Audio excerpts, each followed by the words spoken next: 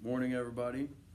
Today I'm going to read The Three Sons of Fortune from Grimm's, and I'm going to go over just a couple words first, okay? First, scythe. A scythe is one of those things on a pole. It's a hooked blade that you swing across the ground and you can cut grass with it, but in this case you cut crops, so you cut down you harvest your field with it, a scythe. And you know this word. I want you to listen for the beast in the story, okay? The three sons of fortune. A father once called his three sons before him, and he gave to the first a rooster, to the second a scythe, and to the third a cat. I am already aged, said he. My death is near, and I have wished to take thought for you before my end. Money I have not, and what I now give you seems of little worth, but all depends on your making a sensible use of it. Seek out a country where such things are still unknown, and your fortune is made. After the father's death, the eldest went away with his rooster, but wherever he came, the rooster was already known. In every town he saw from a long distance a rooster sitting upon the steeples and turning round with the wind. And in the villages he heard more than one crowing. No one would show any wonder at the creature, so that it did not look as if he would make his fortune by it.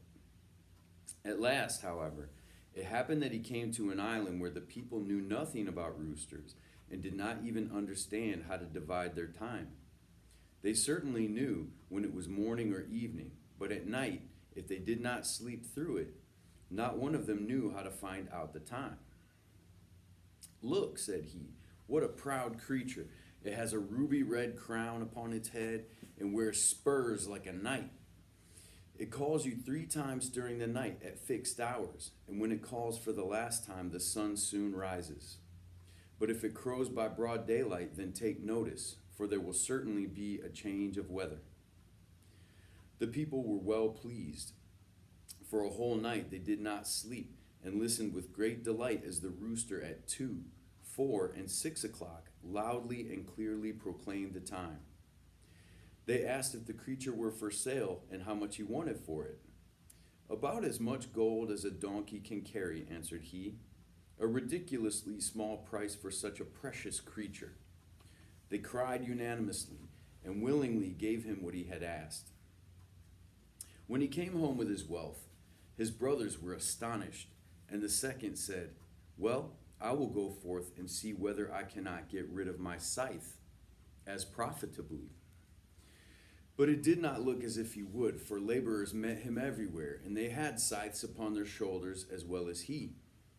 At last, however, he chanced upon an island where the people knew nothing of scythes. When the corn was ripe there, they took cannon out to the fields and shot it down. Let me read that again. When the corn was ripe there, they took cannon out to the fields and shot the corn down. Now this was rather an uncertain affair. Many shot right over it. Others hit the ears instead of the stems and shot them away, whereby much was lost. And besides all this, it made a terrible noise. So the man set out to work and mowed it down so quietly and quickly that the people opened their mouths with astonishment. They agreed to give him what he wanted for the scythe, and he received a horse laden with as much gold as it could carry. And now the third brother wanted to take his cat to the right man. He fared just like the others. So long as he stayed on the mainland, there was nothing to be done. Every place had cats. And there were so many of them that newborn kittens were generally drowned in the ponds.